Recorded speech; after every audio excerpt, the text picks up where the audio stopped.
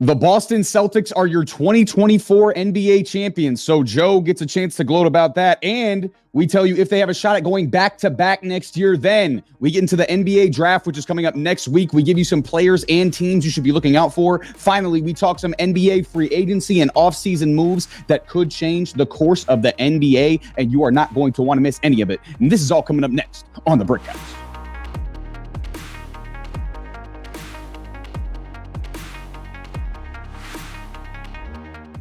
What's up, everybody? Welcome into the Brick House, partner of the House Call Sports. I'm here with Joe. My name is Matt, and today we're talking some Celtics NBA champions, and then we'll dive deep into some draft and offseason preview. But first, I want to give a shout out to the sponsor of this video, and that is Coffee Bros. If you are a bro who's up real early like I am up at 2:45 a.m. during the week, okay? And I personally need a coffee company that's not only going to provide me with everything from award-winning roasts to necessary equipment, your espresso machines, your grinders, your filters to your recipes, as well as a coffee to water ratio calculator. Go to Coffee Bros website, whose link is in our description, to get everything that you need that is coffee related. So go get Coffee Bros, bro. Now, it's time for some NBA Finals discussion as the Boston Celtics, Joe's Boston Celtics, beat the Dallas Mavericks in Game 5, 106-88, dominating from start to finish, winning the series 4-1 to win the franchise's 18th championship, breaking their tie with the Lakers and now having the most in NBA history. But Game 5 was about Jason Tatum, 31 points, 11 boards, 8 assists with 2 steals while playing 45 minutes. Jaylen Brown added 21, 8, and 6 with 2 steals as well, and was named the 2024 NBA Finals MVP, which was a little bit controversial. I'm sure we'll get into that. But this duo, combined with the rest of their amazing starting five, led Boston to a 16-3 playoff record, one of the best in NBA history. So, Joe, man, it is time for you to gloat, buddy. Your Celtics are 2024 NBA champions. Give me your thoughts on that. And also, what chance do you give them to go back-to-back in the 2025 season? You know, it's crazy. I actually don't even know how to gloat for this because I was so pessimistic, right? Like, they have crushed my soul so much in like the last 6, 7 years that I can't. I enjoyed it in the moment. I was very happy. I went to work, all my Celtics gear on. I don't even think I did anything at work that day. I just walked around with my coffee mug and all my Celtics stuff and, showed off my fandom. Was just happy that they finally, for once, did not crush my spirit and make me have to have more therapy and not get any more PTSD from watching Celtics basketball because but yeah, it's funny to me as well that I can't even really enjoy the championship because everybody, like the haters, are coming out of the woodwork right now, man. Oh, like we're out right now. Literally everybody. I understand, right? Like I get it. Jason Tatum did do the entire top 10 role of NBA championship celebration you could possibly do, and as I was watching it, that was the last thing on my mind. Now, in retrospect, I've seen everything that everyone's saying and everything like that. I'm like, at first I was like, did he really? And then I watched him like, oh yeah, he definitely did. And I'm like, bro, stole everything. Bro, you could have fucking done anything else, but why you got to go on the 2.0 of everything, bro?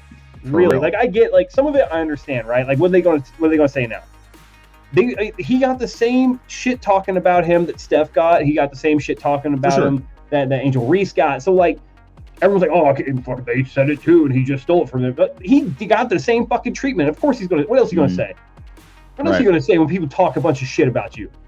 Exactly what he said. Turns out no one's got a trademark on the fucking phrase, people. No TM after that, no restricted, no R in a circle. Okay, get the fuck over it. What do you expect him to say after you guys literally trash him and dog him in mainstream media the entire time, and then he drops almost a triple dub in a closeout game, the game you wanted him to have in a closeout game, and now we gotta tear him down because he just he said some shit and did some things that other people did. I get it, it's corny as fuck. He's kind of a corny dude, right? Yes, he's kind of a corny dude. We've established that. But you know what? Even shit, he's like, what did your son say to you? He's like, he said I'm the best in the world. I said, he's damn right I am. Even that was, we shat on him for that. Bro. Just let this dude have his moment. Just literally, not even an hour. It wasn't even an hour after they won the championship. The fucking haters were back just clowning his ass. Couldn't even give him an hour to celebrate. Couldn't even give him an hour, bro. And then people have the audacity to show like, oh, no one showed up for the Celtics parade. Did you see that little fucking photo? I did see that, but there was like 1 million people there, yeah? Yeah, there was like the entire city of Boston showed out. Yeah. And they're like, oh yeah, no one showed up for the Celtics parade. And it's like, dude, someone even zoomed in on the thing. It was a Denver Nuggets boat. Yeah. The Nuggets won, bro. Like, we, as Celtics fans, we have to live consistently with this bullshit. But you know what? It doesn't matter. Best in the NBA, most titles in NBA history, and people even trying to clown on those, like, oh, those Bill Russell ones don't count. Motherfucker, they're hanging in there in the rafters. They count. All right? They count. Get the fuck over it. And as far as repeating, injuries, they got a few free agents. Most of them are bench players. Most of their starting lineup is already locked down. Not a lot of things worried about there. But in this league, you're either getting better or you're getting worse. There is no staying the same does not stay the same, right? Yeah. You have to get better. They have to identify the weaknesses, look at the free agency, look at their cap space, and figure out where they can find some extra pieces to plug into this team to make them better. The draft is coming up. We're going to get into that a little bit later. Free agencies, we're going to get into that a little bit later. But yeah, I'm going to go. They obviously have the best odds right now. All the sports books are giving them a plus 300. That's the best odds. Yep. To repeat. I'm going to say, I'm going to give a percentage. They got a 60% chance. Ooh. I'm going to say 60. I know it's a little high. But I like how they, if healthy, which is why I'm not. I was torn between like a 60 or a 40, right? One or the other. If healthy, they match up very well with everyone. For like all the threats that you could see them having. I know that Embiid's like, oh, the whole East was hurt. Motherfucker, you're always hurt. Yeah, thanks. Like, especially you, Embiid. Yeah, this is bad. Like, you can't be the one to come out and say that. So. But they match up very well with everyone they would face. Kristaps at a 5 matches up very well with all of the 5s that they would see in a playoff run. I think that, at the 4, Jason Tatum matches up very well with all the 4s they will see in a playoff run. They have 2 of the best defensive guards in the league. They were, All-NBA defensive second team. So, and then you have Al Horford, who's already coming back. Very good 6-man. At the center position, can play very well against a lot of these people. Jaylen Brown, as a 3, he's kind of an undersized 3, but he plays very, very physical defense. Can play some guard there. They really can switch 1 through 5. If healthy, there are not a lot of teams that match them 1 through 5 or 1 through 6 very well. There's a reason they were like, everyone acts like this finals run was just, it just happened.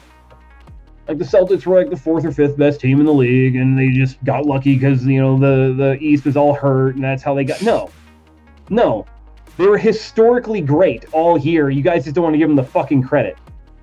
All right, they were historically great. That doesn't just happen. Now there are some questions. Kristaps, tendon issue. How's he come back from that? What does the timetable on that look like? Can he stay healthy? It's been a question throughout his career. He did do very well this year on a team. They managed his minutes, were able to give him rest. He doesn't have to be a star. He just has to be Kristaps, which if that's all they ask of him, he is a dominant force. Mm-hmm. Jaylen Brown showed that he was worth the money. I have to give him an apology. I put out a short on this channel that literally talked so much shit about giving that man that much money for half a dude. And that dude absolutely made sure that if there was a big moment, he used his left hand. Mm-hmm. Yeah. I got to shut the fuck up, and I got to give Jaylen Brown his flowers and apologize as a Celtics fan. I did not like the deal. I am eating my words. Jaylen Brown, fucking, you are the epitome of just like spite. Because you heard all the talk and you were spiteful as fuck about it. You're like, oh yeah, okay. Oh, sure, we're going to show up. We'll show you. Mm-hmm. And that's what he did. So I just don't know. I don't know if there's a team right now that, like you think about Miami beat them without Jimmy Butler, but it had to take a historic shooting performance, right? you have to hope the Celtics have just a run of bad luck. And even without Kristaps 2 years ago, they were the second best team in the league in the East. The year before, they were up right up there again. They've been the second or first best team statistically by record for the last 3 or 4 years.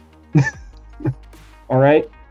This is not like we're not acting like they just showed up yesterday. There's a reason I said 60%, and you said that's kind of high.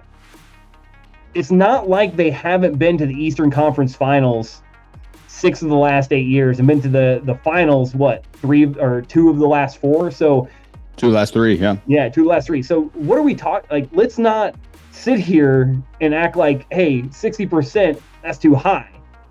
Look at the track record. They have consistently been there. And every year we have to hear the same shit. Oh, can the Jays play together? Do they really have a third option? Blah, blah, blah. The answer to all to that is yes now. And I really want to know what the fuck they're going to say now. Like, I'm sorry. Go ahead and cut in Steph Curry, cut in Angel Reese, show Jason Tatum, and then show my fat ass saying it. I want to know what they're going to say. I really do. Because, like, what legitimate argument? And they were already saying it before even Game 5 was over. Oh, I think that there's going to be a lot of teams in the East that can really challenge the Celtics next year. Who? I don't see anyone who... You want me to interject on that? Go ahead. Tell me, who? Who's got a solid shot? So listen, I think there are teams that will have a solid shot. I think obviously we don't know how that's going to particularly play out because teams like Philly who have 3 players on their roster right now and they have a ton of cap space. So there's a ton of moves that need to be made for them. Milwaukee, who knows what they're going to do? Indiana, they already re-signed Siakam, who knows what they're going to do? The Knicks have a lot of important decisions to make as far as their roster goes. So all those teams are more in flux as far as their off seasons go. So it's going to have to depend on, what they do in the off season, but all those teams, depending on what they do, I could see them competing. I don't know about beating the Celtics, but I could see them competing. But first of all, I'm not saying it's going to be easy, right? By any means. No, it's definitely not going to be easy. I'll get to what percentage. I was thinking about what percentage I would put on a Celtics repeat because I didn't think about it. But I was thinking about what percentage I would put on it while you were talking, but I'll kind of get to that as far as when I go. But first of all, let me just say, okay, I come in here and I am loud as shit when I am right. I am so loud when I'm right. I am obnoxious when I'm right. I come in here and I tell everybody that I was right when I was right. So I got to do the same exact shit when I was wrong. Okay. I was very wrong on so many things in this series. Okay. First of all, I had the Mavs in 7 before the series. I doubled down after Game 4 and said they were going to come back after 3-0, and I could not have been more wrong. They were dominated the entire Game 5. I didn't think Porzingis was going to play, and he did. Granted, it was only for 16 minutes, but still, he was out there. He had an impact. Also, I was wrong on Jason Tatum. I said the finals moment was too big for him. I didn't think he'd be able to step up in a big Game 5 to win it, and he played the best game of his finals life. So props to him. He proved me wrong. The Celtics earned their ring. There is no asterisk. There's none of that. All that talk is ridiculous and stupid. They're the 2024 NBA champions. They deserve their props. Now, okay, as far as the finals MVP goes, we talked about it a little bit pre-show, Joe. I do think the argument for Jaylen Brown as finals MVP makes sense. I'm not mad about it, okay? I think he was the biggest reason they were up 3-0 in the finals. I think he was their best player the first 3 games to me. His numbers were better. He was Luka's primary defender. Tatum was better in Game 4, but they lost by 40. And in Game 5, obviously, the closeout game, Tatum was better as well. But I think the majority of the games they won in this series, I thought Jaylen Brown was better. So I think it's perfectly reasonable to give him finals MVP, but I wouldn't be mad at Tatum getting it either because Tatum obviously, came through in Game 4 and he was really good in Game 3 as well. So now, what chance do I give this team of going back to back? They definitely have a shot, but I'm not going to pick it. I'm not going to say they have a better shot than the rest of the field has to go. I was thinking maybe 20-25% was what I was going to say as far as a chance to go back to back. So there's a lot of shit that comes in the way of teams going back to back, whether it's age. Okay, obviously, as far as the Celtics go, that would only really affect Al Horford and maybe Drew Holiday. I think Drew Holiday's going to be 35 next season. So, but the rest of their roster is very young. It's not going to be affected by age. Okay, injury, which is also a concern with all the teams as we saw this year. But for the Celtics, like you mentioned, Joe, a guy like Porzingis always makes you nervous. And even for their stars, Brown and Tatum, even though they're young, they've been making deep playoff runs since they got into the league pretty much. So they've got more wear wear and tear on their bodies than a normal 25, 26, 27-year-old guys do. So I think after going to the conference finals or further 6 of the last 8 years, they may be at more, I'm going to knock on wood here for them, they may be at more risk for injury than other 26, 27, 28-year-olds are. But again, I think, like you mentioned, Joe, they consistently make runs that far into the playoffs. So I see them making another run like that again for sure next year, but it's all going to depend on other things. And another reason is other teams improve. Other teams are going to improve. You never know who gets another star. You never know who gets another piece that pushes them into title contenders like the Celtics did with Porzingis and Drew Holiday in this offseason. And sometimes you just run into a bad matchup in the playoffs. I think that's what happened to Denver this year. They were trying to, they had their quest to repeat versus Minnesota halted because I think Minnesota was a bad matchup for them with their bigs to give Jokic a little bit of problems. So also, too, you look at the most recent teams who went back-to-back, they've got some of the best players ever, like guys in the top 10 players ever discussion. Okay. The last team to do it was the Warriors in 17 and 18. Okay. They had both Steph and KD. The 2012 and 2013 Heat obviously had LeBron. The 09 and 10 Lakers obviously had Kobe. The 2000 through 2002 three-peat Lakers had Shaq and Kobe. 90s Bulls had Jordan. 90s Rockets had Hakeem. So there's always an all-time great player involved. So as much as anyone loves Jason Tatum, and even though I said I was wrong about Tatum at the beginning of this, I don't think anybody is arguing he's in the Hakeem, Jordan, Shaq, Kobe, LeBron, KD, Steph discussion as of now. Okay, so I think I still don't think, even if they win 2 in a row, he's going to be in that discussion with those guys because I think those guys are just better. So I think that right there inherently will make it a little tougher on Boston. So with all that being said, I'm definitely not putting my money on Boston going back-to-back because it's just so much shit that can go wrong in the NBA as far as, everything that I mentioned, as far as, things that can go wrong for teams in the NBA. It's going to be tough for them to go back-to-back, in my opinion. Yeah, I mean, don't get me wrong. 35% of my 60% is totally being a homer. All right, like I'll admit the fuck out of that. Like, right, it's overconfidence, right? They've built me up. I'm ready to get hurt again now. Like, it gives me a reason to be ready to be hurt again. Gotta love it. That's what sports do to you, man. You get all confident and then they break you down slowly. Oh, yeah. But hey, I mean, they're NBA champions right now. You got to sit back and you got to enjoy it because for a full year they're going to be NBA champions at least. So. Yeah, but we'll see if they can make it back-to-back. And it's funny.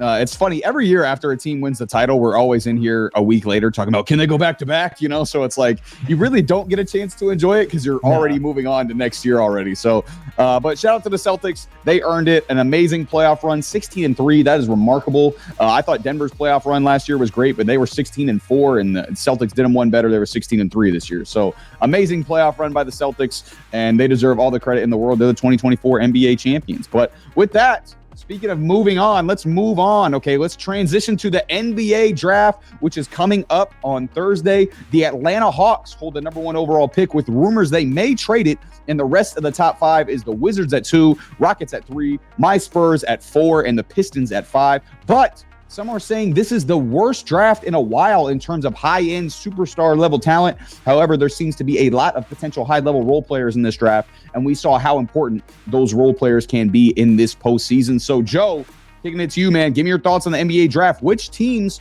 and players should we be on the lookout for? It's kind of funny. They say that, you're, as far as a star perspective, you're not seeing a lot in this draft. But I think there's a really good role players in this draft. We saw a lot of these guys in the the NCAA tournament. We've seen a couple of them play overseas. Nikola Topic comes to mind. 6'7", 203 pounds, but he's listed as a point guard. That's a massive point guard.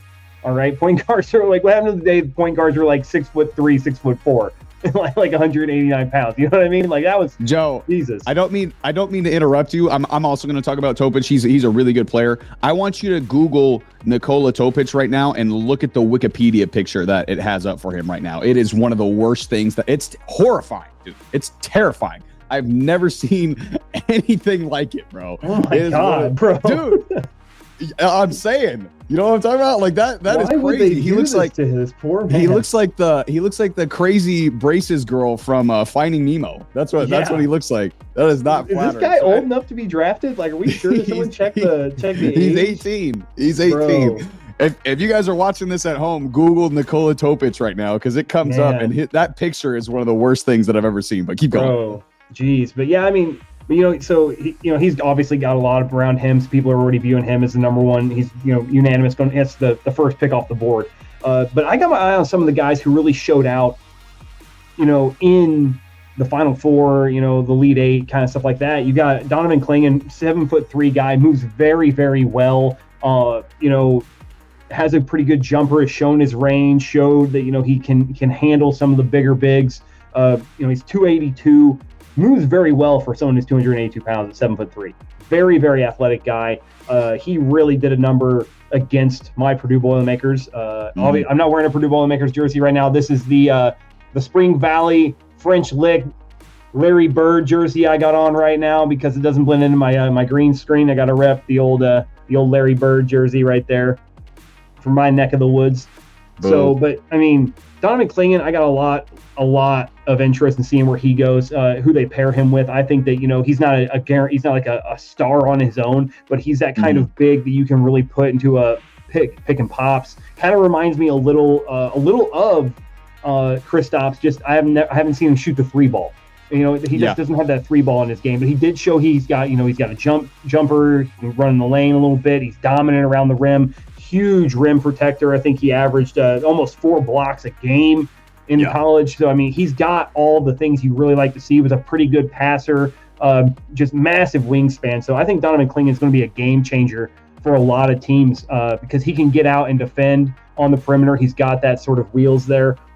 Another one who I saw who, played significantly above his frame is Dalton Knecht. He's only 6 foot 6.5, 212, but really, really good small forward. I really liked, his shooting ability, his handling ability, his athletic ability is really good. I think he's going to be a very good, secondary piece in the NBA. I can see him growing a little bit, coming off the bench, doing very well as a 3, large 2, and, 25 points, 25 and a half points per game, 6 rebounds per game.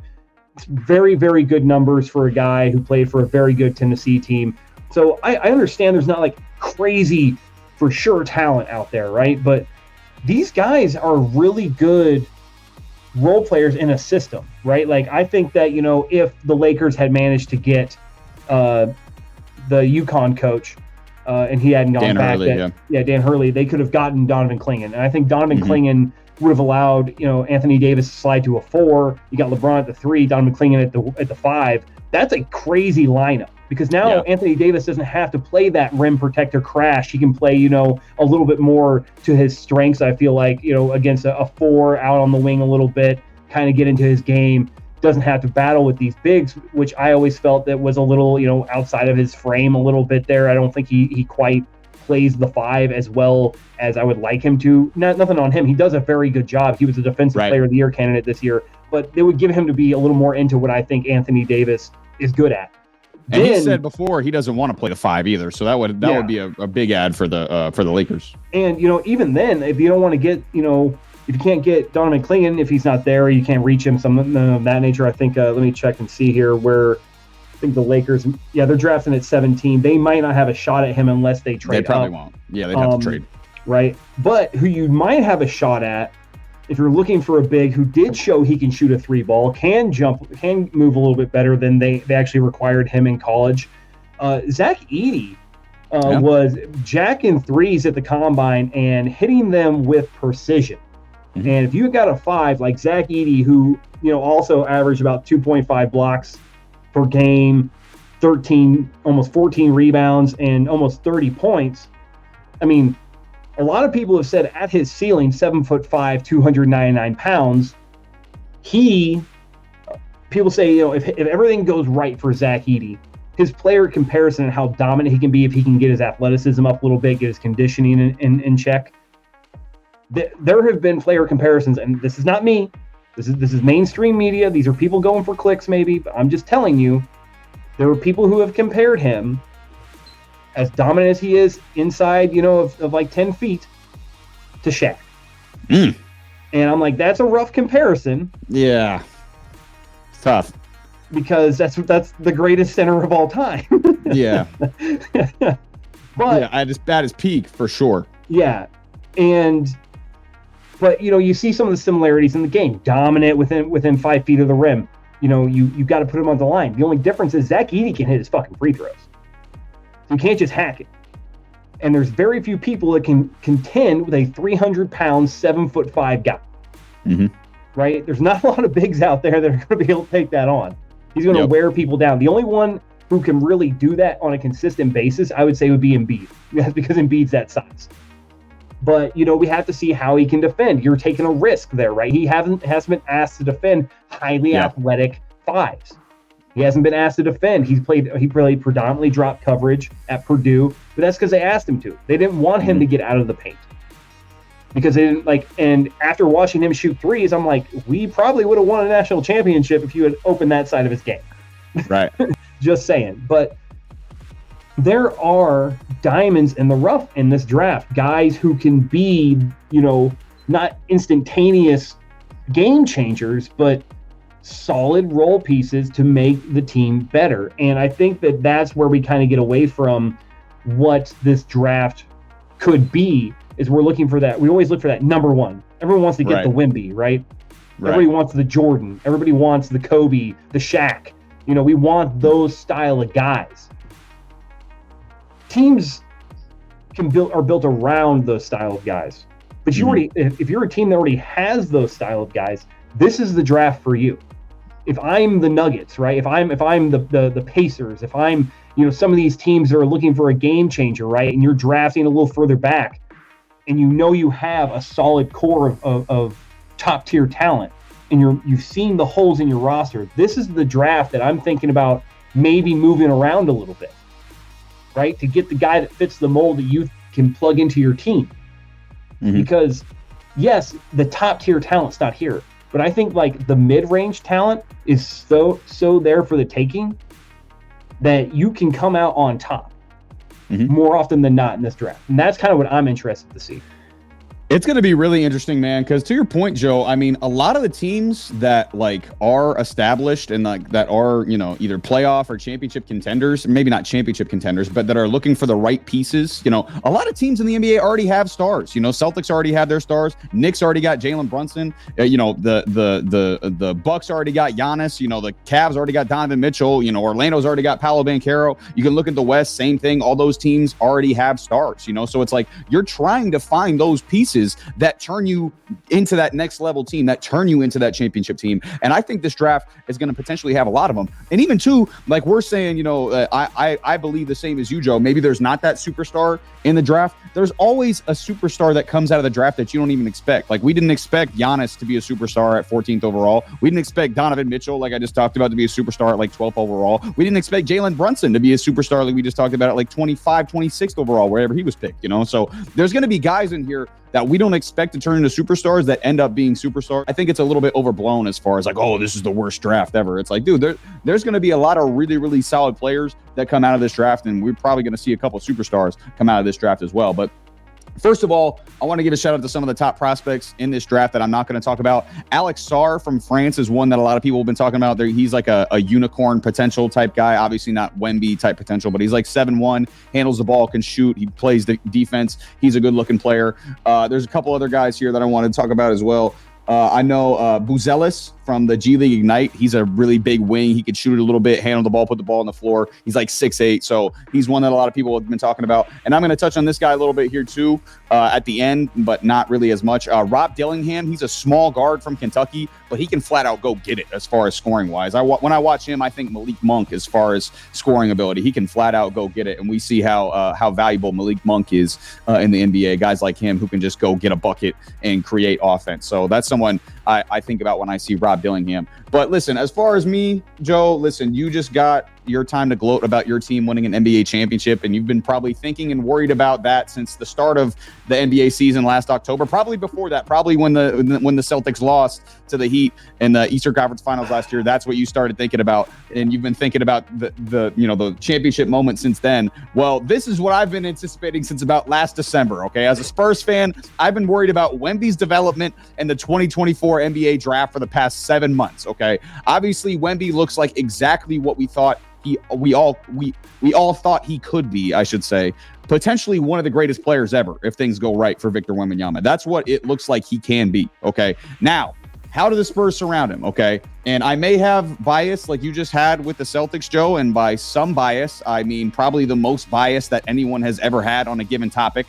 But I do think what the Spurs do in this year's draft is the most intriguing part of the NBA draft, okay? They obviously have picks 4 and 8, okay? There's been a lot of talk about if they move up to number 1 overall. We've seen them trade with Atlanta already before with the DeJounte Murray trade. And I know they like Zachary Rissache, who right now, he's the projected number 1 overall pick. He's 6'10". He's a great spot-up three-point shooter. He can handle the ball as well as guard positions 1 through 4. And he's also from France, as is Wemby as well. So he'd be able to fit in well with Wemby's playstyle-wise. Defensively, it would be nasty. Rissache is a really long wing. He's got some Michael Porter Jr. type vibes as far as he's a long wing who can guard and he can shoot. And shooting would be very much needed as well. The Spurs were the 3rd worst three-point shooting team in the NBA last year, percentage-wise. So they need the shooting. And culture-wise, Wemby would be able to help him a lot, helping him transition from France to the Spurs as he did last year. So I would love that as an option for the Spurs. Obviously, I need to see the details of the trade, but they'd have to trade up to get him. There's no way Rissache is sliding to 4. So I would like that option if they did trade up. But if they decide to stay at 4, we also know they need a point guard so more badly than ever anybody has ever needed anything. Okay, they need a point guard really, really bad. Okay, I love Trae Young. He's good, but he's better suited for a backup point guard role, in my opinion. And we saw how many times the Spurs missed wide open lob attempts for Wemby throughout the entire year. Okay, so the point guards in this draft all have their own flaws. You talked about Nikola Topic out of Serbia, Joe, and he's one I've been looking at for months. 6'6", 18 years old, great out of the pick and roll, amazing passer. That would fit Wemby very well. He wouldn't miss those same lobs that we were missing last year. However, he's not a great three-point shooter, and he's currently got a tear in his ACL. I don't know if you know that or not, Joe, but he's currently got an ACL tear. So he's going to slide down in the draft because of that. So I don't know if they go in that direction. Maybe at their 8th overall pick, he'll still go there. If they don't trade that pick, there's been talk about them trading the 8th overall pick as well. But if he's there at 8, maybe they get him there. But I don't know if they go that direction as well. I think he'd be a good fit for the Spurs just because I know they love, foreign-born players so much with Ginobili and Parker and Boris Diaw and obviously now Wemby as well. So I think he would be a good fit in that regard. They really, really know what they're doing as far as scouting over in Europe. So, but if they don't go that direction, as far as the 4th overall pick, I think there's a couple other really good options as far as point guards go that I like. And that's Reed Shepherd out of Kentucky is the first one. I don't know if Shepherd will be there because a lot of mocks having him go to 3 to Houston, but he's the best shooter in the draft. He shot 52% at Kentucky last year from 3. So unbelievable shooter. He's also really good off the dribble, can pass, he can finish around the rim, and he played great defense at Kentucky last year as well. He's got some dog on that end. However, he's just 6'2" with a 6'4" wingspan. So guys that small tend to get exposed in the NBA, even if they are good defenders. So I think as much for the Spurs value defense, they could get turned off on him in that regard. And it's part of the reason why I think his college teammate, I talked about him earlier, Rob Dillingham, who also looks to be a top 10 pick this year, won't get picked by the Spurs because I think he's a little too small and may get exposed defensively despite some of Dillingham's offensive gifts as well. So the player I think the Spurs are going to end up getting at 4 is Stephon Castle out of UConn. 19 years old. He's a 6'6" point guard. He's extremely versatile defensively. He can pass. He attacks the rim well. He's a great team player, as we saw at UConn. He's going to fit well into the Spurs system. Danny Hurley's a hard-nosed coach. So is Greg Popovich. He's a smart player. That'll fit well with Pop. He just can't shoot. That's the main issue with his game. He shot under 30% from 3 last year. But I think the Spurs go there at 4 regardless because I think they have a belief they can develop jump shots, and they have a lot of stuff he has there's a lot of stuff he has right now that they can't teach. So I think there's good fits for the Spurs in the first round, and they have a lot of options as well. They could trade up to 1. They could trade down from 8. They could trade for a star as well. There's been a lot of talk about Darius Garland going to the Spurs. They could stay where they're at. But all I know is whatever they choose, it is going to be massively important for not only the Spurs going forward, but for the entire NBA and maybe NBA history, really. If they choose the right players and pieces around Wemby, I believe that this could be the next true NBA dynasty. All bias, not at all aside, Joe. Not at all aside. That is completely biased opinion. But I think if they do choose the right players, they can end up in a really, really good spot going forward in 2025 and beyond. Absolutely. And, you were talking about just looking at point guards, and I actually got a name you should keep an eye on, especially if your Spurs decide that those players aren't worth it, and the trade back actually happens there. You got Tyler Kolek out of Marquette. I like him a lot. He is a very, very good passer, a very good shooter already. The only thing was he didn't get to the line very often. So he doesn't really, get those fouls, but at the same time, he does everything you want to do. He facilitates offense. He's got one of the highest assist marks in this draft. The only issue is he's 23 years old. That's the only problem that drove him down boards. And, we were speaking about the age of some of these guys. Dalton Knecht, he's also 23 years old. He could go down boards as well because of his age, and that's going to be an absolute steal for a lot of teams if that's what drives him down, because you look at the age of most of these guys, they're 18, 19 years old. You got a couple of 20s in there, but everyone else is 22, 23. They could go down boards very, very fast. I mean, even Zach Edey's 22 years old. So you got to watch out for some of those things. Tyler Kolek, I think he's got a really big chance of being a sleeper here. Almost 9 assists per game. And Marquette was a driving force there, had almost 16 or 17 points per game, 6 rebounds. And that right there tells you almost 2 steals per game as well. So he got it on the defensive end as well. He's 6'2.5", so he's an undersized guy, and for today's NBA. But if he's going to pass like that, I'm not really worried about, some of the other things, maybe getting a little physical, getting defenses kind of pushing him around a little bit, things of that nature. But he's also almost 200 pounds. So, I mean, he's not a small guy. He's very stout. But I think that he could be a pretty good steal right there, especially, if you're looking for someone to facilitate offense a little bit. But he also, they say, they're projecting his true shooting percentage in the NBA from 3 is going to be 36%. He had a 600 or 60% true shooting percentage in the NCAA. So shot the ball extremely well. Very efficient guy. Very good passer. Good defensively. That's a guy I'm kind of keeping my eye on here for, like you said, a team that needs a point guard, needs a facilitator. He's mature. He's 23. Marquette is a very storied basketball school. And, he had a pretty good run this year where they really put some teams on their heels. And, a lot of people had Marquette going to the Final Four. And a lot of it was because of Tyler Kolek. Yeah, he's really, really nice. I think in terms of fit for the Spurs, he might be the best fit as far as a point guard goes. Because like you said, he can pass, he can shoot, he can do everything that you need him to do on the offensive end. And he's pretty solid defensively as well, like you said, for an undersized guard. I would love that. There's been a lot of talk about Kolek to Phoenix as well, because we know how bad Phoenix needs a point guard too, with their 3 stars. So I think he would be a great fit in Phoenix. If you're looking for a point guard, there's a lot of teams that would like Tyler Kolek. And I think it's a shame that a lot of these kind of quote unquote older guys at 22 and 23 years old are sliding down the draft.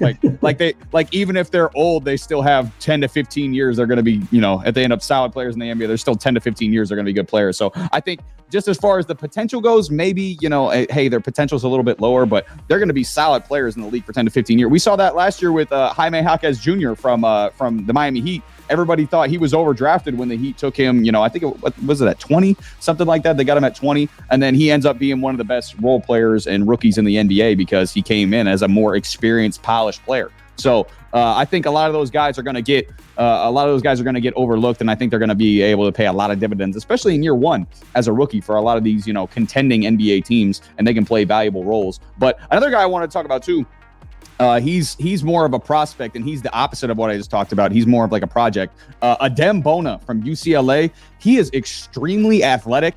He's like 6'8". He's kind of an undersized 4, undersized 5, but he's like the angriest person I've ever seen. If you guys get a chance to go watch Adem Bona highlights, he like tries to break the rim every single time he dunks. Like he tries to break the ball every single time he blocks a shot. He's got just like a tenacious energy about him. And he's going to go somewhere in the second round probably just because he's so raw and he's so young, but that's a player I would be on the lookout for too. He is a very intriguing prospect in my opinion. He's someone that I would like the Spurs to draft personally in the second round. And then obviously too, we didn't talk about Bronny James, but everyone's talking about Bronny James. I think it's likely that he goes to the Lakers in the second round. What do you think about Bronny James, Joe? You think he's probably going to the Lakers second round?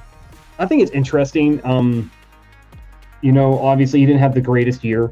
Had some health concerns, things of that nature, kind of hampered his career. I've seen the athleticism. I've seen what he can do. I don't think he should have came out in this draft. I think he should have probably played, showed who he was, because the biggest thing with him right now is going to be you're getting drafted because of your name. For sure. And that's the unfortunate side of things. I've seen the sparks in his game. I've seen the athleticism in his game. I think if he had played 1, maybe 2 more years in college, I think we could have seen him develop into a player that got drafted because he's good, not because his dad might come with him wherever he goes. And I think that's the the unfortunate side of him coming out. He rebounded well, assists were pretty good. I mean, like I said, I see all the things that people like in him, right? Like, it was clear, he's got some things in his game that you like and that you want to see develop. My problem is simply that you haven't seen it consistently enough, and like he only played like just under 20 minutes per game in 25 games. Mm-hmm. Like that's a bench player in college. Right. He wasn't even a starter. And I think that, if he had gone to like a school that, USC is not, in my mind, a basketball school. So you're a bench player at a non-basketball school. Like he could have gone anywhere else. I think his athleticism would have shown anywhere else. Mm-hmm. And he could have been developed better if he had gone somewhere better. That being said, USC is a local school. It's close to home. It's comfortable. All those things make me question those things about him. That being said, free throw percentage wasn't that great. His field goal percentage wasn't that great. His 3-point percentage is ass. He needs another year in college. He should not be going into the draft right now. Yeah, it's a tough one with Bronny because, I mean, to be fair to Bronny, I think second round for NBA teams is drafting a lot of guys like Bronny who maybe didn't show their potential in college, but you can see the traits. Obviously, Bronny's athleticism is, he gets it from his daddy. I mean, his verticals off the chart. I think I don't know what the drill's called, but the one where they run forward, they do the slides, they go back and forth, they do the slides. I don't remember what that drill's called at the NBA Combine, but he was one of the best in that, I know as well. Obviously, he's probably going to be one of the fastest players too. And his jump shot he didn't shoot it well, but his form looks good on his jumper. Like his jump shot looks good. So I think it's fair for an NBA team to draft him based on his potential, what he looks like he can be. But like you said, Joe, the majority of the reason he's going to get drafted probably by the Lakers at, I think it's 55 is what their pick is, because of LeBron James. That's the majority of the reason why he's going to get picked. And it does suck, but again, you never know. Maybe it will benefit him in the long run, getting picked and getting an opportunity because, his dad is in the NBA and one of the greatest players you've ever seen. So, but who knows? I'm excited. It's definitely going to be exciting to see whatever the case may be. And it's going to be fun to watch and see what he can do. But yeah, I'm a little bit nervous for Bronny as well, as far as his NBA prospects go. Do you want to hear the funniest thing that could happen? Is it the Bill Simmons thing where he talked about the Celtics picking Bronny at 54? At 54, that's so stupid. It'd be the most underhanded bullshit thing they've ever done to the Lakers since. Well, Simmons was talking about it at 30. He said pick him at 30. I was like, dude, I don't know if I'd do that. I wouldn't do that at all. And also, Celtics fans, why are you thinking about this after you just won an NBA championship? Like, concern yourself with the NBA championship. Stop thinking about Bronny James. Like, but imagine in a world that LeBron's a free agent and he takes a Russell Westbrook style 1 year. It's to not play happening, for the Boston Celtics. It's not happening. With Bronny on the bench. No shot. I give that literally, if there was a percentage less than 0, that's what I give it. Legitimately a lineup that is Drew Holiday, Jaylen Brown, Jason Tatum, LeBron James, Kristaps Porzingis. And Derek White and Horford. Al Horford on the bench. Stupid. Yeah, it doesn't make any sense. There's no way that's happening. So yeah, get that out of your mind, right? He's got a better shot of going to San Antonio than he does of Boston. Could you imagine that though? LeBron, Wemby sitting there. That wouldn't be a bad way for LeBron to go out. LeBron looked good in his Spurs jersey, man. I had some slight thoughts about that. Just because I mean we have pick 48 in the draft too. So if we pick Bronny at 48 and then it's LeBron, Wemby, Bronny, that would be too. Box office. 35. Yeah. So we can take him 35 too. I mean that would be box office for sure. LeBron and Wemby and Bronny all on the same team. That would be great. But yeah, that's obviously not going to happen either because LeBron is not going to San Antonio. There's no shot.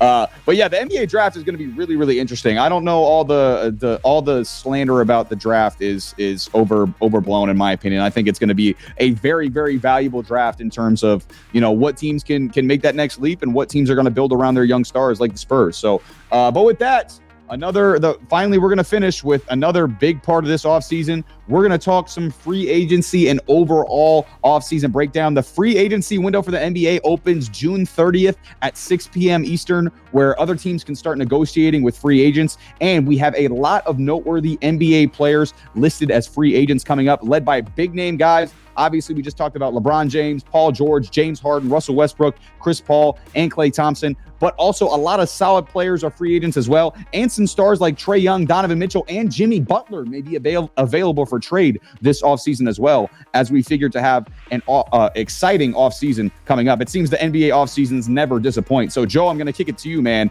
Give me your thoughts on NBA free agency and offseason in general. What should we be on the lookout for? I mean, it's going to be interesting to see who does draft Bronny and if LeBron leaves. I think that's what everyone's going to be like watching for sure. I tell you, a dark horse who I think might go ring hunting. DeMar DeRozan is a free agent. The Bulls are not competitive at all. I would not be surprised if DeMar DeRozan goes ring hunting, and you could argue Paul George and DeMar DeRozan could end up on the same team, and that would look pretty scary in 76ers red and blue, if I am going to be completely honest. We were talking about, that DeRozan's a solid defender, gets his points, sneaky scorer, very good mid-range shooter. Paul George defensively, but I mean, they're both 34. So you really have to kind of, gauge that for the Sixers if that's something you're thinking about, trying to reload with some aging stars and really trying to go get a championship, try to get Embiid a ring. But I think DeMar DeRozan is going to be a kind of sneaky sort of hunted player. I don't know if he goes back to Chicago. I think Chicago, they just unloaded Caruso for Giddey. They're clearly trying to get younger. How'd you feel about that trade, by the way? The Caruso-Giddey trade. I did not think it was possible for the Thunder to get better before the draft, and they just everyone's like, the scoring ability of Giddey. Do people forget that Caruso can literally jump out of the gym and has a pretty good shot from three? Like, the guy shot close to 40% from three, and you just upgraded your defensive intensity because Caruso is an absolute dog on ball pressure. So, and he can guard 1 through 4. Don't even hesitate to think that he can't. All defense. He's all defense. A very, very good defensive guard. So I actually really like the trade for Oklahoma City. The Bulls, it's a salary cap dump. They're trying to get younger. They see Giddey as a piece they can build around a little bit, and, build with. This is why I don't think DeRozan goes back to the Bulls. I think that the Bulls' best chance is, like I said it early in the season. I said they should have traded DeRozan. They should have traded Levine. And they're like, they're hovering around, the bubble or the play-in. And I was like, yeah, but that's not you're not getting anywhere there. No. 2 years in a row, you've hung around that just to get outed. Like, you're not good enough, and you're not going to be good enough. And you need to stop pretending you're in some sort of post-Jordan rebuild 30 years later. Like, it's time to move past it. Yeah, you gotta move on, dog. Like you just need to accept the fact you're fully rebuilding, and I think that's what this Caruso trade was. I think that they looked at Josh Giddey and said, "Hey, he's young. It's a guy we can use. We'll keep him, and we're gonna let the older guys walk, and we're just gonna kind of do this." And they may use Zach LaVine in a trade to go get their guy. I would not be surprised. It sounds like nobody wants him. I mean, like everybody, it sounds like I think I saw a report that the Bulls had offered like 16 different teams a Zach LaVine related trade, and all of them were like, "Nah, dude, I don't know if you want to take Zach LaVine." So I mean, it sounds like nobody wants him. I mean, maybe you just cut him and eat the cap then, and let him go somewhere. I don't know what else you do, but it's over in Chicago. So I see that one being big. The Paul George thing, we've kind of already seen where that's going. Miles Bridges is going to be coveted, I think, here as well. He's 26 years old, 21 points per game. He's an unrestricted free agent leaving Charlotte. I think he's going to go somewhere. I think the D'Angelo Russell train is over. I'd be surprised if he even gets an invite anywhere else. Besides just a shit team that needs to fill a roster spot. He'll go somewhere. I mean, I don't know why the Lakers would want to bring him back though at this point. Like he's just not good enough. He has a mentality that reminds me of Ben Simmons. Like, he's never in the huddle. Yeah. He's always disinjected. He's not interested in playing basketball. Tobias Harris Yeah, he real quick on D'Lo. He rides the wave too much. He's real happy when things are going well, and when things aren't going well, he looks like a sad puppy. So he just doesn't fit. OG Anunoby, his health is going to be paramount, and we're going to see what happens there if the Knicks can bring him back. I got a big, a lot of eyes on him, and it just kind of keeps going down. Nick Claxton is an unrestricted free agent from the Nets. That is a very, very good young center. He is 25 years old. He's got a kind of a slender frame, but I mean, you think about how mobile he is and willing to block and play very good defense. There are teams out there that look at a 25-year-old center and go, we can use that, especially when he's almost a double-double guy. Like points and rebounds, he's a double-double guy. And the thing is, I think he's got some untapped parts of his game that just don't show up in the Knicks scheme or in the Nets scheme. I think he could easily go somewhere and be a major, major impact. Russell Westbrook's back on the free agent market, and I'm a big Russ believer, man. I really am. That man will take any role and work in any role, and the Lakers did him dirty there. But he's another guy, I think, with his assist and his passing capability and how much he's capable, who's looking for a ring. You were talking about Phoenix. Phoenix is on this roll of just bringing in aging stars, and that would be crazy. Why not get the old OKC brothers back together for one more run in Phoenix this time? You want to talk about star power in a star five, man? Russ, Beal, Booker, and KD. Man, it's not going to work, but man, that's going to be entertaining to watch. I mean, I know, but I mean, at least Russ can pass. In his own offense, he can pass, he can get people involved.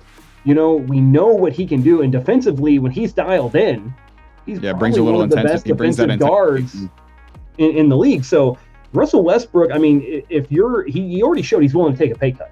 He took the cheapest deal I've ever seen for a multi-MVP guy. Right. And I believe he's probably pretty damn close, if not the main holder of the most triple doubles in fucking NBA history. The guy just drops them at will. That wouldn't be a bad move. And he's usually healthy. He hasn't had a lot of injury problems. You're going to get the best of him. And he's just a happy-go-lucky guy. He's a good locker room presence guy. Yeah, for sure. I like anywhere Russell Westbrook goes is a good signing to me, as long as they're a championship contender. That's kind of what I'm seeing. And like I said, I wanted him in Boston green and white. I did. I would not turn it down if he came this year. I would not at all. The same price point he went to fucking LA, I will take him in Boston. 15 to 20 minutes off the bench, just complete energy, just running around, causing mayhem the entire time. I think that would be a good fit for Boston. Nuts. Being nuts. Like we haven't had that since Nate Robinson. Yeah, that would actually be a good comp. What Nate Robinson did. What was that? The 2010 Celtics? That was when they went back and lost to the Lakers. Yeah, I remember. That's right. But I mean, that would be really, really interesting to watch as far as Russell Westbrook on the Celtics. I'm with you on that. Yeah, man. And there's a lot of really good, young players out here right now that I think are going to be solid guys. I mean, Sam Hauser. We saw what he can do off the bench, from three. He's absolutely just ignitable, and it's going to be interesting. He's a restricted free agent. Obviously, you're going to have to do some competition there with the Celtics if you want him back. Derek Jones Jr. He was just on the finals with the Mavs. He's a free agent, 27 years old. We saw when he ignites, it's insane. If you're thinking, I mean, I can't believe this. I still cannot believe that Andre Drummond's only 30 years old. Dude, he looks like he's like 40, and it feels like he's been in the league for a long time. I mean, and don't get me wrong, Andre Drummond's style of game is kind of phased out of the NBA. You need a big that can get away from the rim, but he's still averaging almost a double-double. Yeah, he'll get your rebounds. 4 and 9. He's going to get you boards. So, I mean, against certain matchups, he can be viable. So there's tons and tons of talent out there right now. I think this free agency is going to be wild. I'm interested to see what the first piece that falls is. Yeah, definitely. It's gonna be really, really interesting. I'm interested with the trade market too. Like the first thing I want to talk about, these Jimmy Butler trade rumors are wild to me. I did not expect this at all. They seem to come out of nowhere. Everybody, like, there's people who are like definitively saying like Jimmy Butler is getting traded this offseason. Like, I don't know why Miami would want to trade him either. Like 3 out of the last 4 years he was healthy in the playoffs. They made the Eastern Conference Finals, and 2 of those years they made the finals. So I think they can still compete with Jimmy as their best player. However, if he is dealt, I think a Philly reunion would be really, really cool. I think Maxey, Jimmy, and Embiid, that would be very, very threatening trio. That right there, if they make that move, that's a team right there that could compete with the Celtics right there. I would be really, really interested to see that for sure. And I'd like that a lot more than Paul George to Philly. If I was the Sixers, I would like Jimmy Butler in there more than Paul George, even though PG's a better shooter. But as far as LeBron goes, I know there's rumors about him going other places. I don't think he's going anywhere. I think it's a 0% chance he leaves the Lakers. My guess for their offseason is they draft Bronny, and a move that I think the Lakers are going to make, I think they're going to trade for Trae Young. I think that's something that the Lakers are going to do. And I think Trae makes them better. Maybe not championship better, but I think he makes them even more box office than they already were. And the Lakers front office is good for that. They want to make box office moves. It's part of the reason why they made JJ Redick their head coach with no head coaching experience outside of coaching his 6-year-old son in a youth basketball league. So I think that is a potential move for the Lakers to make. And also, as far as Klay Thompson goes, I think he's as good as gone in Golden State. End of an era there. It's kind of sad if you think about it. I mean, we've seen Klay Thompson with the Warriors for the last 15 years, win 4 titles and have incredible games. The 60-point, 5 dribbles game. He broke the 3-point record. The game 6 against OKC in 2016. Like, he's got so many iconic moments for the Warriors, but I think it's just about done there. I don't think they're on the same page as in terms of contract. I think the Warriors want him to take a pay cut. I don't think Klay Thompson is the type of guy who wants to take a pay cut anymore. So there's a lot of talk about Orlando as well. I think he'd be a good fit in Orlando, but also depending on what they do, I think Philly would also be a good fit for Klay Thompson. They need some kind of championship pedigree to come in there and kind of turn their franchise around as far as that goes. So I think Klay would be a good fit in Philly. And also, I'm interested to see where CP3 ends up. He's looking to play next season as well. And I'm not convinced he's going to be a Warrior anymore. I think the Warriors have a team option for him that's $30 million for CP3. They got to decide that on Friday. And with the Warriors cap situation, which is they're absolutely in cap hell right now, I think they're probably just going to decline that option. There's been some trade talk about the LA teams, both the Lakers and the Clippers, but I think they end up just declining that option and making him a free agent. And when he's a free agent, listen, I've been on my bias stuff a lot today. Okay, but he's gone places and he's mentored young teams like he did in OKC when Shea was there, and like he did in Phoenix when it was Devin Booker. CP3 and Wemby pick and rolls, that would be awesome in San Antonio. He could help Wemby develop, and whatever young point guard they bring in as well, I would love that for the Spurs. So those are just a few of the little angles that I'm thinking about as far as NBA free agency goes. I mean, I tell you what, I think that Trae Young would look really good in a Spurs uniform. I like that too. I like Trae Young in a Spurs uniform. I just don't think they're going to do that because he doesn't play defense, and Pop loves defensive players so much. But as far as offense goes, like Trae Young and Wemby would be like, dude, I'm going to be I'm going to be in heaven. I'll be in heaven. It'll be the most beautiful thing ever. I just don't think the Spurs are going to do that because Trae can't play any defense. I mean, true, but you talk about field goal percentage, 43%, 3-point percentage, 37.3%, double average, 10.8. Dude, he averaged like 11 assists a game. Like, holy shit, dude. He's one of the best pure point guards in the league. And here's the thing. If I'm Pop, I can teach a kid to play defense. I mean, that's innate passing and scoring. I mean, I get it. He's so small. I get it. But it's the same problem you always look at Kemba Walker or, Isaiah Thomas. Not the newer Isaiah Thomas, not the older Isaiah Thomas. Right. But, you had to look at them and you were like, okay, offensively, does what they give me offensively outdo what they lack defensively? Right. The Dallas Mavericks have looked at Luka Doncic, who admittedly takes off, like goes on vacation when they're on defense sometimes. Oh yeah, he's bad on defense. And they are willing to accept that because of how good he is on offense, because he outscores his defensive liability. Got him to a finals. Exactly. I think Trae Young. Trae got him to an Eastern Conference Finals too. Trae Young can outscore his defensive woes. And when you have a rim protector like Wemby, who affects people's shot, you're not so much concerned about Trae getting blown by anymore. Right. And Wemby has enough range and speed and athleticism that he can make up for Trae's defensive liability. I think he'd be a good fit there. I think Pop would look at that and say, we can make that work. I think so too. I think he would be a good fit there. I'm just not, and I would be excited about it. I'm not convinced it's going to happen. I'm just convinced. I'm trying to figure out what it would take to get him. 4-8. Yeah, but they already have one, so I don't know if they would want 4-8. Maybe they would want one of 4 and 8, and then a couple picks after that. Maybe Keldon Johnson. Year. Yeah, Keldon Johnson. We got to make the money work. So Keldon Johnson, maybe a Sohan goes in there as well. So it would be an interesting package that they would give Atlanta. And two, I mean, Atlanta's been talking about DeJounte Murray as well. So I would be cool with a DeJounte Murray reunion in San Antonio as well. I think that would be cool. Better. I think he's just as good offensively and plays better defense. And I would be. Yep. I mean, you're still out of a point guard, but you got the draft. So I mean, That would be a hell of a thing there. I think Atlanta is definitely looking at this as, hey, we need to rebuild, which is crazy to think you have a 25-year-old star on your team and you're like, hey, we might need to get rid of him. Like that's kind of crazy to me. But you spoke about Jimmy Butler a second ago, and I wanted to kind of touch on that. So apparently there's some other news that's going along with this. The reason that the trades are coming out right now is Jimmy Butler currently has 2 years left on his contract that are worth about $101 million. Mm-hmm. The rumor is that he is apparently seeking to sign a 2-year contract extension on top of that, and that is money that Miami is not wanting to dish out.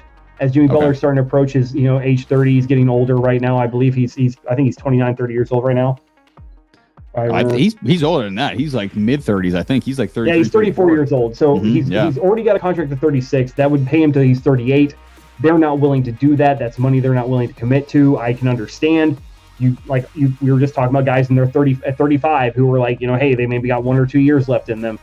Right. Obviously, Jimmy Butler's coming off a major injury. 2-year extension on top of a contract you still have 2 years left on is not going to happen.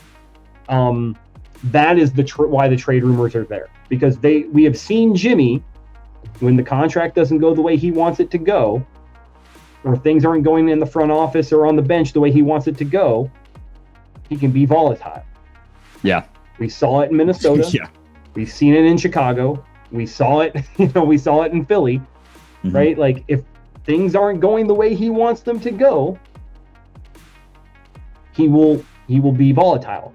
But what you also have to remember is that if Jimmy Butler goes somewhere else and you chose to fill his spot with somebody else and he beats you, he's going to let you the fuck know about it. So you have to sit here and weigh the balances. I don't think it's going to happen before they see how his rehab's going. They have to know he's healthy.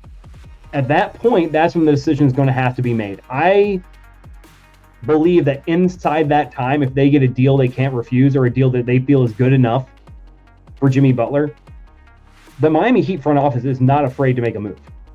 Man. They have a very good front office, and they've already proven, right, that with just Jimmy Butler and role players, they can be very, very successful. Oh, yeah. I would not be surprised if they do move Jimmy Butler purely because they look at it as we have one of the best coach, if not the best coach in the NBA right now, as it stands, in Eric Spoelstra. Our front office has been absolutely insane, and we still have Bam Adebayo, who's 26 years old. Yep. We can make this work, right? And there's enough free agent talent out there that they can make this work. And I think that's where Miami Heat's looking at it as far as trying to pay a guy who's going to be 38. That's just not going to. I completely understand why so many people are like, yeah, Jimmy's out. Because when you look at those numbers and how all that goes together, deuces. Yeah, it makes sense. It makes sense. And like you mentioned, Jimmy has caused an uproar every time he's left places. We obviously the famous Timberwolves where he was Jimmy in the bench going off on, or Jimmy and the third stringers going off on all the other starters in practice and stuff like that. Wow. So yeah, just going crazy. So, but yeah, I would be really interested to see where he goes, because there is going to be a lot of people who want the services of Jimmy Butler and how he performs consistently when he gets into the playoff. It's going to be really interesting to see. There's going to be a lot of interesting storylines this offseason. You talked about Anunoby. I'm interested to see where he goes too, because he's like the perfect 2024, 2025 NBA player. He can hit threes. He can get it off the dribble a little bit, and he's elite as far as a perimeter defender. So I'm interested to see if he goes back to the Knicks or where he does go go if he doesn't go back to the Knicks, because somebody's going to give him a bag. He's going to get $40-45 million a year with what he does for an NBA team. And we saw what the Knicks were with him and what they were without him. They were amazing with him, and they were kind of so-so without him. It's going to be interesting to see where Anunoby goes, but there's a ton of storylines with this NBA season coming up, and this NBA offseason coming up, I should say, the NBA draft offseason, and we're going to be here to break it all down for you. But that is going to be it for the Brick House segment, partner of the House Call Sports today. Thank you guys so much for watching. Again, do not forget to like, comment, and subscribe. We appreciate all the feedback. Comment down below, Celtics fans, on how I was wrong. I know I was wrong. Comment down below, NBA draft fans, about what you want to see your team do in the NBA draft and what you want to see your team do in the NBA offseason as well. And again, thank you to Coffee Bros for sponsoring this video as well. Shout out to the rest of our sponsors. That is Dubby, Vivid Seats, SportMemorabilia.com, Pillow Fight, Fubo TV, and more. If you want to check out any or all of our sponsors, the links are in the description. Be sure to follow us on all of our social media platforms as well at the House Call Sports. We got Instagram, TikTok, Spotify, Twitter. We got our merch. You can meet our crew, and we've got blogs up on our website. Our website is www.thehousecall.com. And that's going to be it for us. Peace.